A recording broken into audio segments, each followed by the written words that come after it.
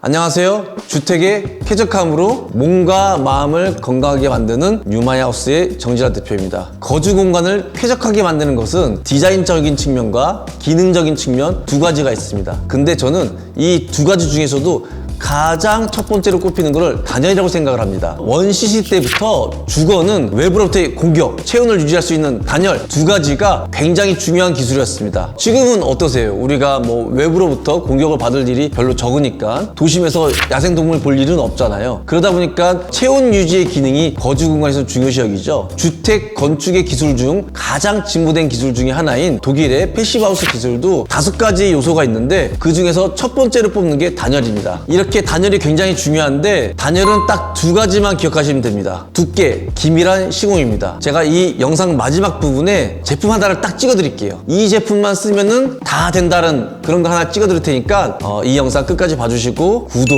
많은 댓글로 해서 궁금한 내용 있으면 얼마든지 댓글 주시면 제가 많이 알아보고 또는 실험도 해보고 그렇게 하도록 하겠습니다. 혹시 여러분 이런 얘기 많이 들어보셨죠? 연예인들 보고 와 실물 깡패다 또는 돈이 깡패다 이렇듯이 우리가 깡패란 단어를 많이 쓰잖아요. 이런 단어는 보통 보면은 이것이 진리다, 이게 최고다 이런 뜻으로 많이 깡패를 쓰는데 단열재에서는 두께가 깡패입니다. 무조건 두꺼워야 됩니다. 사계절 난방비를 제로로 쓰는 패시브하우스에서는 단열재가 30cm 전후의 두께를 사용하고 있습니다. 현재 우리가 많이 사용하고 있는 아파트에서 외기하고 접해 있는 사면을 30cm 두께로 한다면은 집이 얼마나 두껍겠습니까? 콘크리트 벽 있고 단열재 두께 30cm 있고 거기에 또 석고보드 또 마감재하면 벽이 이렇게 두꺼워지겠죠. 32평 아파트를 25평으로 만드는 어둠의 마법이 적용되는 그런 기술이죠. 그래서 말씀드린 건데 단열재는 두께가 깡패는 맞습니다. 하지만 같은 성능에도 두께를 줄여서 쓸 수 있는 제품들이 다양하게 있어요. 단열재는 종류가 너무너무 많은데 그 기능들도 너무너무 많습니다. 그래서 아주 얇지만 성능이 좋은 거, 아주 두껍지만 성능이 조금 떨어지는 거, 하지만 기본적으로 두께가 깡패다. 그래서 웬만하면 같은 성능이면은 두께가 두꺼울수록 단열 성능은 비례적으로 높아집니다. 그렇다고 해서 마냥 두꺼운 걸 쓸 수 없으니 같은 성능인데 두께가 얇은 제품들이 많이 있습니다. 단열재를 잘 선택해서 고른다면은 집도 넓게 쓸 수가 있고 단열 효과도 따뜻하게 쓸 수가 있습니다. 두 번째는 기밀 시공입니다. 단열재가 벽에 착 기밀하게 붙어야지만 성능은 제대로 발휘하는 겁니다. 기밀 시공을 하기 위해서는 보드류로 된 제품들은 기밀 시공하기가 쉽지가 않아요. 단열재 뒤에다가 접착제를 잘 뿌려서 아주 골고루 뿌려서 접착을 해야 되는데 벽이 원래 고르지도 않고 날도 덥거나 지금처럼 날이 춥거나 하면은 작업 환경이 좋지가 못하다 보니까 작업하시는 분들이 좀 대충대충 할 수가 있거든요. 그러다 보니까 뿌리는 방식의 이런 단열재가 최근에 리모델링 시장에서 많이 사용을 하고 있습니다. 저희도 굉장히 많이 사용하고 있고요. 그냥 뿌리다 보니까 작업자분들이 대충 뿌려도 굉장히 기밀하게 잘 시공이 됩니다. 근데 여기서 또 하나 문제가 요즘 이슈가 있어요. 기밀하게 시공이 되는데 또 요거 좀 재료 좀 아끼려고 작업하시는 분들이 얇게 뿌리거나 이 두께가 좀 가늠이 안 되니까 부풀어 올라서 좀 덜 뿌리거나 이런 부분들이 있어서 작업을 관할하시는 담당자분이나 건축주분께서 조금은 신경 써서 볼 필요가 있고요. 이런 뿌리는 단열재가 모든 주택은 좋지는 않습니다. 목조주택은 사실은 나무 같은 경우는 숨을 좀 쉬어야 돼요. 목조주택은 이렇게 공기를 들이마셨다 뺐다는 그런 기능이 필요한데 그래서 벤틸레이션이라는 기능도 굉장히 중요합니다. 근데 뿌리는 방식의 단열재는 이런 기능을 방해해서 목조주택엔 조금 안 좋을 수가 있어요. 그래서 웬만하면 콘크리트 구조나 조적 구조에 사용하는 것을 권장합니다. 그래서 뿌리는 방식으로는 두 가지가 또 있어요. 수성 연지폼, 경질 우레탄 폼이 있습니다. 저희는 이때까지 수성 연지폼을 많이 썼습니다. 수성 연지폼은 물 기반으로 하는 그런 단열재다 보니까 화재도 좀 강하고 작업성도 좀 말캉말캉해가지고 작업하기가 좀 편해요. 대신 단열 성능이 우레탄 폼에 비해서 조금 떨어집니다. 최근에 제가 단독주택을 할 때는 수성 연지폼을 많이 썼는데 아파트 같은 경우는 내부에 몇 미리 싸움의 그런 공간에 대한 굉장히 부족함이 있거든요. 단열재 두께를 넓게 하기 힘들더라고요. 저희가 아파트에는 우레탄 폼을 쓰고 있습니다. 우레탄 폼은 가격도 좀 비싸고요. 공사하기도 좀 힘들어요. 그 다음에 가장 큰 단점이 화재에 취약합니다. 근데 딱 한 가지의 장점이 어마어마합니다. 단열 성능이 너무너무 좋습니다. 좀 비싸면 저희가 좀 가격을 마진을 좀 줄이고 작업 성능이 좀 떨어지면은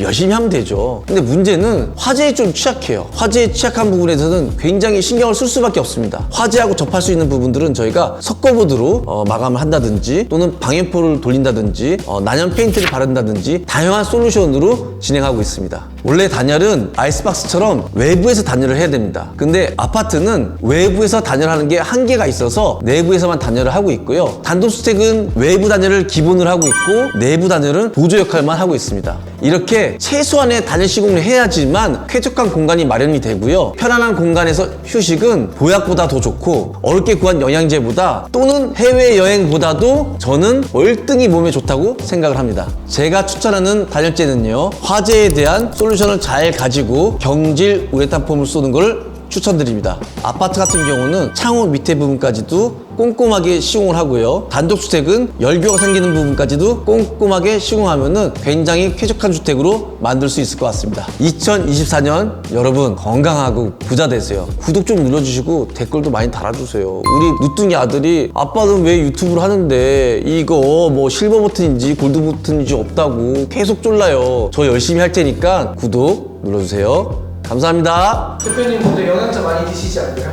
나? 조금 먹지.